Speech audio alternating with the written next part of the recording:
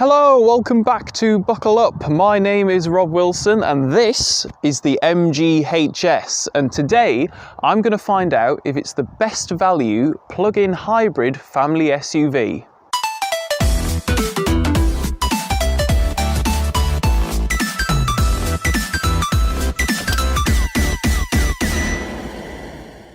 Okay, so let's start as we always do at the front of the vehicle, and the first thing I want to mention is the grille / light design does remind me very slightly of an Mazda.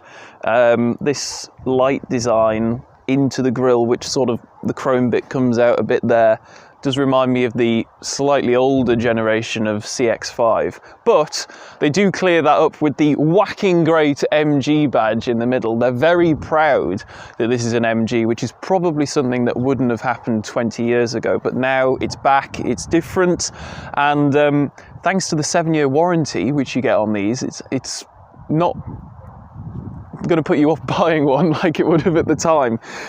Speaking of this grille, it's rather large, isn't it? It's sort of taking a leaf out of the Audi book, but this is nice and concave. It's got some chrome details. There is a lot of chrome on this car. It's sort of more traditional in that regard.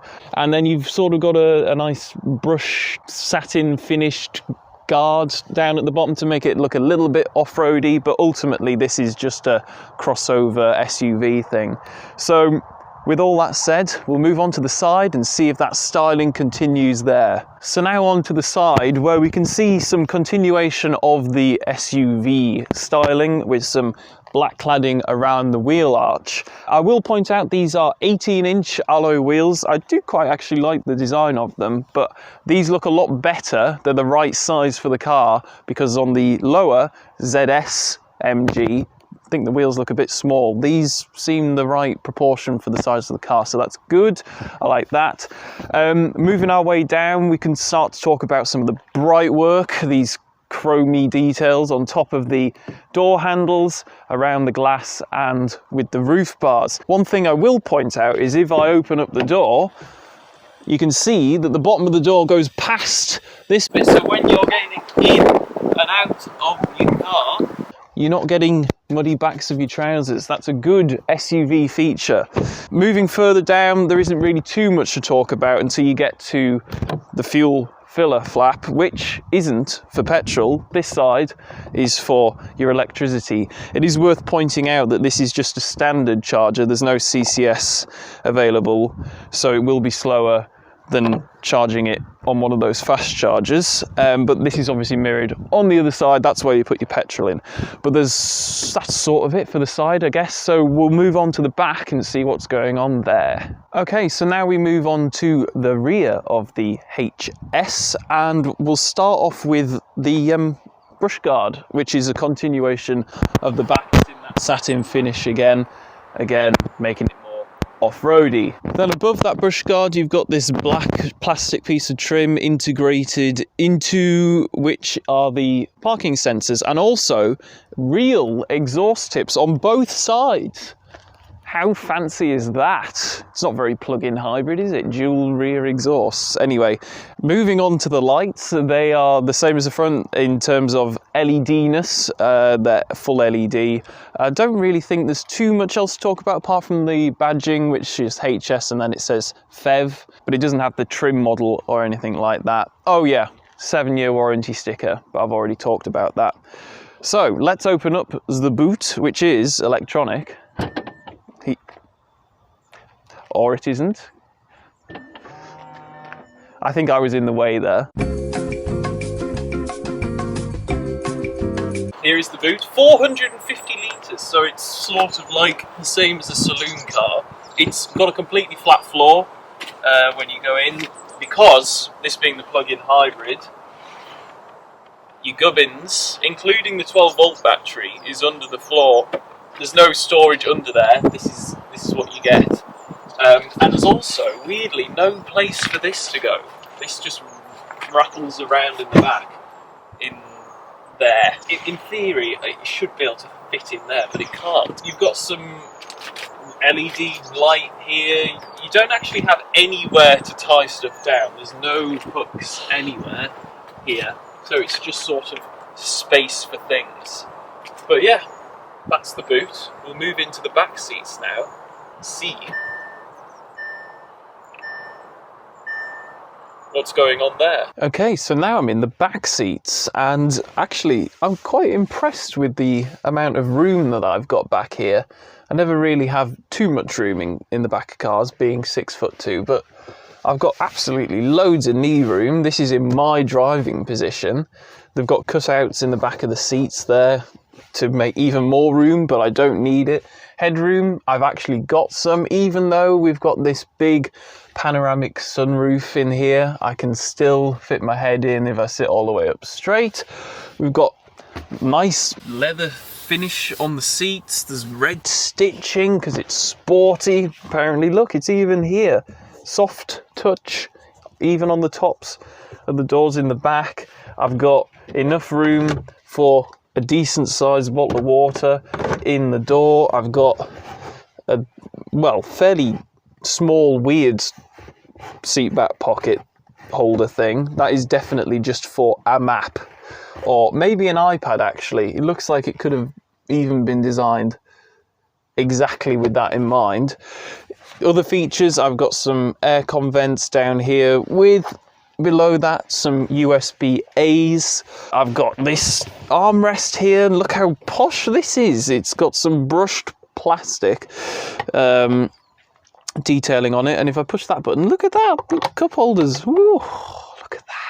Wow. This bit also opens up, and there's a little bit of storage in there, but can I just say, they've actually bothered to stitch this, and it's like no one's ever going to see that really unless you've got the armrest down. If you were sitting 3 abreast, transmission tunnel is not very big. It's quite flat, the floor in general. There's plenty of space for my feet either side of that, and for people, if you were sat 3 abreast, for their feet as well. It's not ideal, but it's doable. I'd still have some headroom, and that's sort of it. I've got Isofix as well. You can actually also have the seats in a reclined or more upright position. I've got them in the reclined position at the minute because this is how I would naturally sit, because I've got bad posture. But if you want to, you can bring them up and click them in a more upright position, and they're absolutely fine if you want that tiny bit more boot space, but personally I would have them back so I could relax. Okay, yeah, so that's the back. I'm actually quite impressed with the stuff that I've got access to and comfort wise back here, so let's go and see what the front's like. Right, so now we're in the front of the HS, and it's actually quite nice in here. I'm going to start by talking about the seats. They are quite sporty for a family SUV. They've got a through bit for your seat belt buckles if you were having a harness. I don't think that's necessary in a family SUV, but they're there. And there's big bolsters and shoulder. It's all like done in the most sporty way, which is interesting. I guess MG is a sporty brand, even though they don't make any sporty cars at the minute. That will change with the Cyberster. Steering wheel, it's leather and it's got some perforated bits on it where you hold this for more grip. On the steering wheel have your controls for your volume and phone and track selection on this side, and the information on the screen can be controlled from this side, and voice activation. You have conventional indicator, lights, windscreen wiper bits on this side. Cruise control is on this stalk down here, which is a little bit annoying because you can't really see it at night. It's not lit up, so if you're trying to sort that out, you sort of need to know how that works. It's not very intuitive if you haven't used it before. In terms of the just overall design, you've got some quite funky air vents, which you control the airflow by twisting that central bit, and you can direct it around in a sort of any which way you want, which is great. You've got central ones here, another one on the outside. You've got a 10.1-inch touchscreen, which has got your Apple CarPlay and Android Auto on it. So if you want to, you can use the car's system if you want, but I just use Apple CarPlay, having played around with it for a bit. You can have full 360-degree cameras in here. You can play around with all sorts. You can have a full 3D model of the car so you can see what's going on around you. You can have ones looking over the wheels, so if you are doing off-roading, which I don't think you will be, at least it gives you an idea of, I think it's more if you're close to a curb or something like that, that's more the environment that would be useful.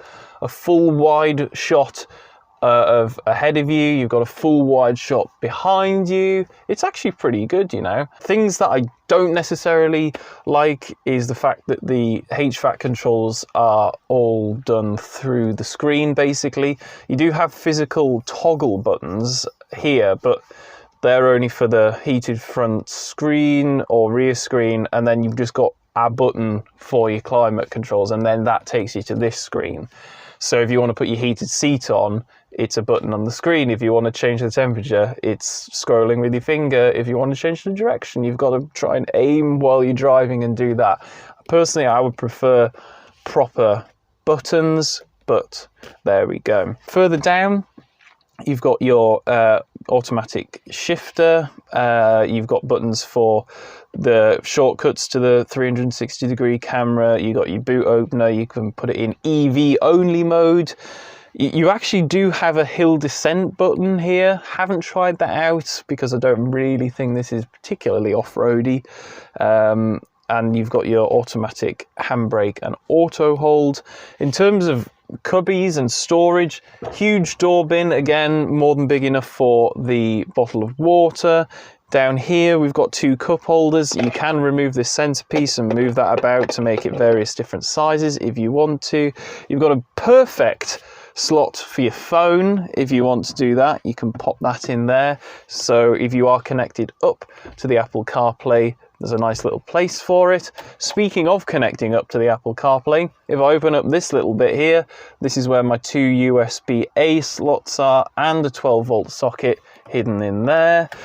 Under the armrest, you've got quite a deep bin. It goes about the depth of my hand, and that armrest can move forwards and backwards as well. That's good. Glove box, you have actually a decent amount of space. Weirdly small leather pouch. It's more of a wallet than a manual, but that's where that is. And inside there is a bit of elastic to keep paper bits hidden at the back out of the way, so you can still use that full space without causing too much of an issue. The sunroof, this can all be sort of controlled from here. The blind is on one button, and then you can actually open the front portion of the roof. So if you want to let some air in on a hot day, which it isn't today, so I'm not going to do that, you can control that all through there. Okay, so that's pretty much everything interior wise in the HS. Now I think I'm going to go and drive it.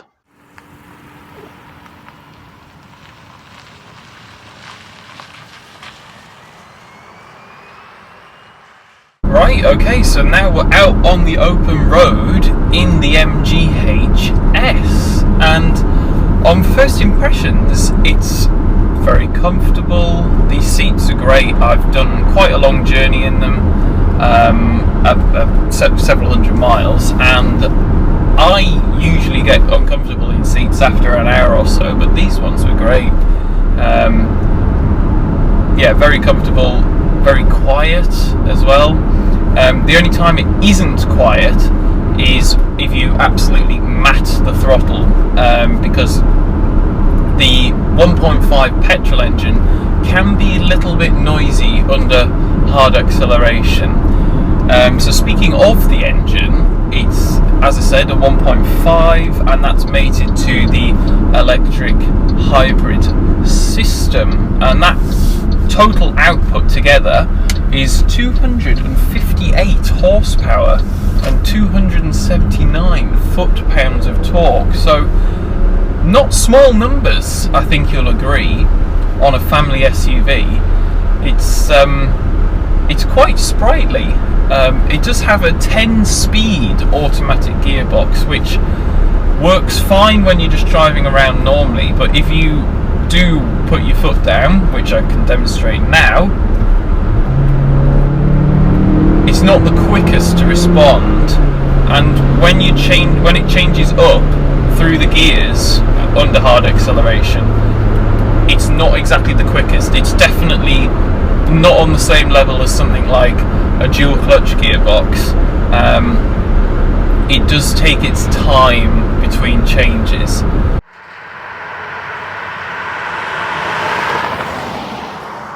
But despite the slightly lethargic gearbox, it does do 0-60 in 6.9 seconds, which is not bad going, you know, for something this big.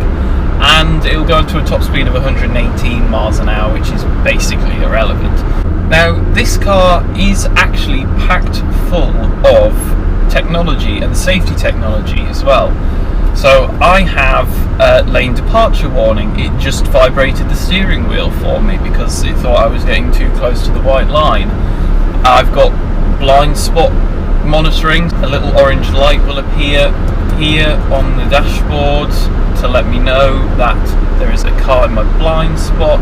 I've got adaptive cruise control with traffic jam assist, so if you're stuck in traffic it will go, and it does work. I have used it. It's got high beam assist, obviously automatic lights and wipers. It really does seem to have everything, because combined with all of those camera systems, it's pretty chocker full of safety tech, which is good to see.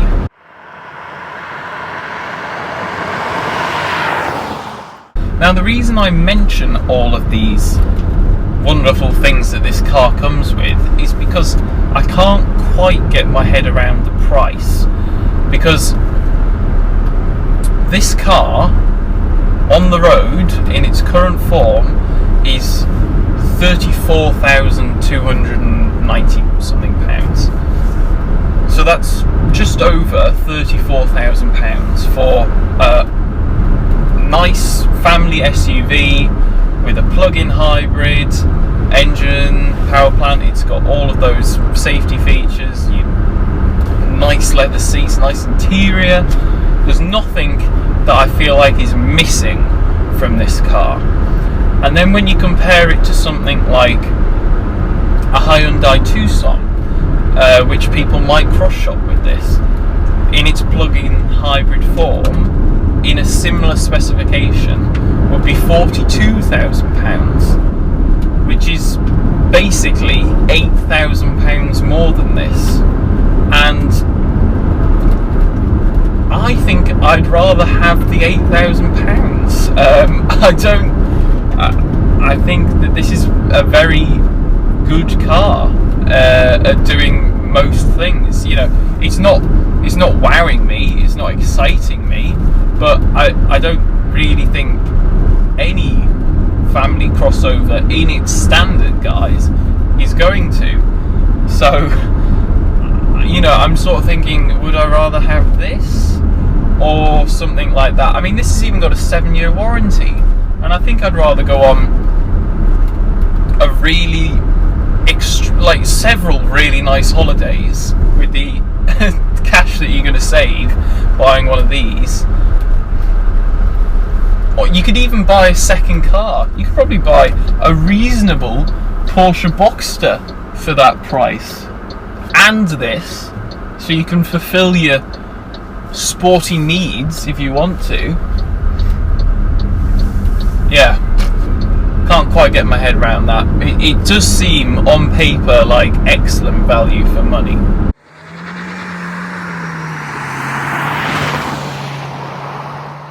Visibility's pretty good actually. I've got a good view ahead. The bonnet's quite high, so you can actually see where the drop-off is. Obviously, all those cameras and everything help with that. Nice big wing mirrors, good view out the back.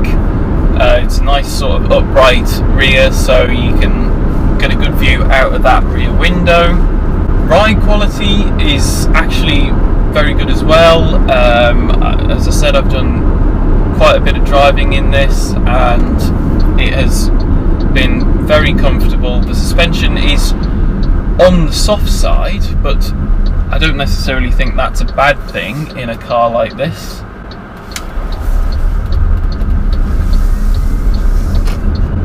pickup's very good because you've got that like electric assistance, so when you're pulling away from a junction, if you're in town, at a roundabout, something like that, it does have quite good pickup.